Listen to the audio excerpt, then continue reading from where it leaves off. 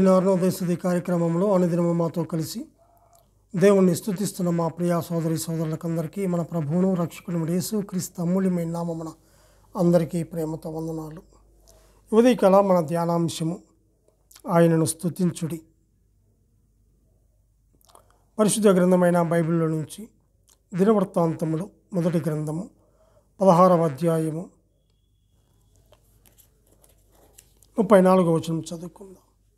యెహోవా దయాళుడు, ఆయన కృప నిరంతరమును, ఆయనను స్తుతించుడి. దేవా, మా రక్షక, మమ్మను రక్షించుము, మమ్మను చేర్చుకునము.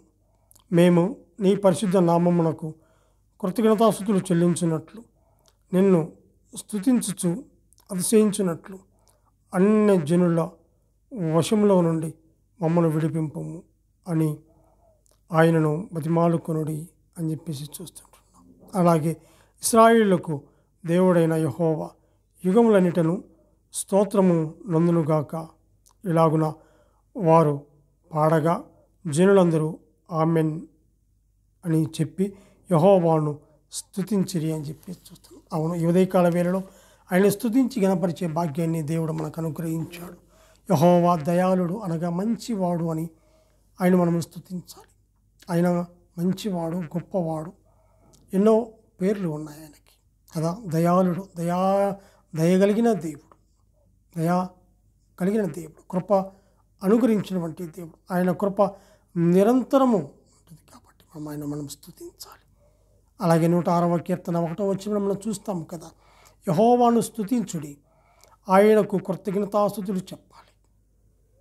ఆయన అనుగ్రహము ఎప్పటికీ ఉంటుంది కాబట్టి ఆయన మనం స్తుతించాలి. అవును, ఆయన అనుగ్రహం లేకపోతే మనం ఉన్నామా ఇక్కడ? ఆయన కృప లేనిది మనం ఉన్నామా ఇక్కడ? అర్హత లేని వానికి కృప అనుగ్రహించాడు. ఇక్కడ మనం గమనించినట్లయితే ఇక్కడ మనం కూర్చోటానికి ఆయన అనుగ్రహించినటువంటి ఆ కృప ఎంత గొప్పదో కదా. ఉదయకాల వేళలో ఆయన సన్నిధిలో చేరి ఆయన కృపాసనం మీదకి వచ్చి ఆయన వాక్యాన్ని వినే భాగ్యాన్ని అనుగ్రహించాడంటే ఆ కేవలం ఆయన కృప. మనం మంచితనము కాదు, మనది ఏమీ లేదు, మనం నిమిత్త మాత్రులు. ఆయన జగద్రక్షకుడు, ఆయన చూస్తున్నటువంటి దేవుడు. ఆయన మాటల్లో, క్రియల్లో, తలంపుల్లో ఎంత పరిశుద్ధత కలిగిన వాడు, ఆయన ఎంత దయాళుడో, దయగలిగిన వాడు. ఆయన 33 సంవత్సరం ఈ లోకంలో ఉండి కేవలం 3 సంవత్సర కాలంలో అనేక అద్భుత ఆశ్చర్య కార్యములు చేసినటువంటి గొప్ప దేవుడు. కుంటివారిని బాగు చేశాడు, గుడ్డివారిని బాగు చేశాడు, ఊచకాలు కలిగిన వారిని బాగు చేశాడు, కుష్ఠరోగులను బాగు చేశాడు, చనిపోయిన లాజరును మరి బ్రతికించాడు. ఎన్ని గొప్ప కార్యాలు చేశాడు. అంత గొప్ప దయగలిగిన దేవుడు. ఇతరుల పట్ల ఆయన చూపే ప్రేమ, నీ పట్ల నా పట్ల చూపినటువంటి ప్రేమ కదా. ఎక్కడో ఊరి వెలుపల, గవిలి వెలుపల ఉన్నటువంటి మనల్ని ఆయన చూసి ప్రేమించి దయగలిగిన దేవుడు, కృపాసత్య సంపూర్ణటువంటి ఆయన నీ పట్ల నా పట్ల చూపినటువంటి ఆ ప్రేమను బట్టి ఆయన మనం ఎంతగానో స్తుతించవలసిన వారముగా ఉంటున్నాం. దినవృత్తాంతంలో 2వ గ్రంథము 20వ అధ్యాయము 21వ వచనం చదువుకుందాం. 20వ అధ్యాయము 21వ వచనం.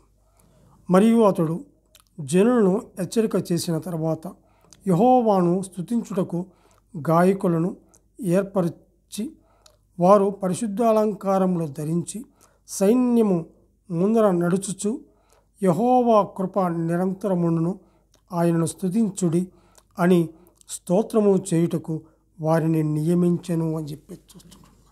ఇక్కడ గమనించినట్లయితే యెహోషాపాతు మరి ప్రజలతో సమాలోచన జరిపిన తర్వాత యెహోవాను స్తుతించడానికి వారిని ఏర్పరిచి వారిని నియమించినట్లుగా మనం చూస్తుంటున్నాం.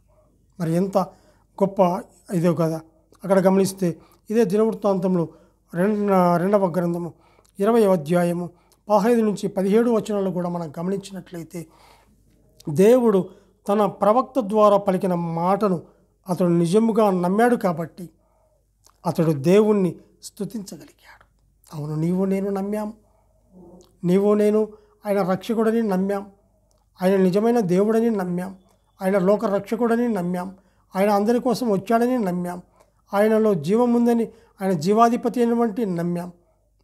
ఆయన మన కొరకు మరణించి సమాధి చేయబడి మరలా మూడవ దినమున మృత్యుంజయ లేచి తన కుడి పార్శ్వమున కూర్చొని నిరంతరం విజ్ఞాపన చేస్తూ మన కోసం వస్తున్నాడని నమ్మాం. అవును, నమ్మినటువంటి మనము దేవుణ్ణి స్తుతించినట్లుగా అక్కడ చూస్తున్నాం. మనము కూడా అలాగూ స్తుతించాలి. దేవుడు తన ప్రవక్తల ద్వారా పలికిన మాటను అతడు నిజముగా నమ్మాడు కాబట్టి అతడు దేవుణ్ణి స్తుతించగలిగాడు. ఇతరులు కూడా ఆయన్ను స్తుతించేలా చేయగలిగాడు. మరి ఆయన స్తుతించడమే కాదు, అలా అక్కడ ఉన్నటువంటి వారు కూడా స్తుతించడానికి మరి ప్రోత్సహించిన వాడుగా మనం చూస్తూ ఉంటున్నాం. ప్రియులారా, గమనించండి, ఈ మహా గొప్ప సైన్యానికి భయపడకండి, కలవరపడకండి. ఈ యుద్ధము దేవునిదే, మీది కాదని మనం చూస్తుంటున్నాం. 16వ వచనంలో చూస్తే, మీరు ఏరువేలు అరణ్యము మందు ఉన్న వాగు కొన దగ్గర వారిని ఎదుర్కొంటారు అని చెప్పి చూస్తుంటున్నాం. మరి ఆయన ఇచ్చింది బలం ఆయనే, ధైర్యం ఇచ్చింది ఆయన, నడిపించింది ఆయనే కదా. అక్కడ గమనించినట్లయితే 17వ వచనంలో, ఈ యుద్ధములో మీరు పోరాడ అవసరము ఉండదు, మీ స్థానములో నిలవబడి ఉండుడి. యెహోవా మీ పక్షముగా చేసి విడుదల చూస్తారు. మీరేమి భయపడకండి, కలవరపడకండి. నా యెహోవా మీతో ఉన్నాడు, ఆయన స్తుతించండి అని చెప్పి చూస్తుంటాం. వీళ్ళారా గమనించండి, ఇక్కడ గమనించినట్లయితే ఆయన ఎన్నో గొప్ప కార్యములు చేసిన వాడుగా చూస్తుంటున్నాం. వాగు దగ్గర వారిని కనుగొందును అని చెప్పేసి అంటున్నాడు. 17వ వచనంలో, యెహోవా దయ చేయు రక్షణను మీరు చూచెదరు, భయపడకండి, చెడేకండి, రేపు వారి మీదికి పోడి, యెహోవా మీతో కూడా ఉండును అని చెప్పి చూస్తాం. వెంటనే అప్పుడు యెహోషాపాతు సాష్టాంగ నమస్కారము చేశాడు. యూదావారును యెరూషలేము కాపురస్తులను యెహోవా సన్నిధిని సాగిలపడి నమస్కరించినట్లుగా చూస్తాం, యెహోవాను స్తుతించినట్లుగా చూస్తాం.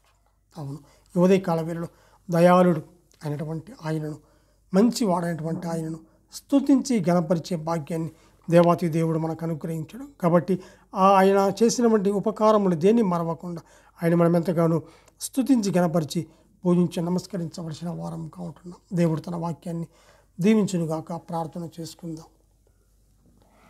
పరిశుద్ధుడమైన మా ప్రియ పరలోకపు తండ్రి, మీ ఘనమైన నామమునకు స్తుతులు స్తోత్రములు చెల్లించుకుంటున్నాం. దేవా, నీవెంతైనా నమ్మదగిన దేవుడు, అద్వితీయుడు, అతి కాంక్షణీయుడు, 10,000 మందిలో గుర్తింపదగిన దేవుడు, అతి సుందరుడు తండ్రి. ఈ లోకంలో మేము అయినా మీ ప్రేమ, మీ అనురాగం మాయలో ఉంచి మమ్మల్ని నడిపిస్తున్నారు, మమ్మల్ని బ్రతికిస్తున్నారు.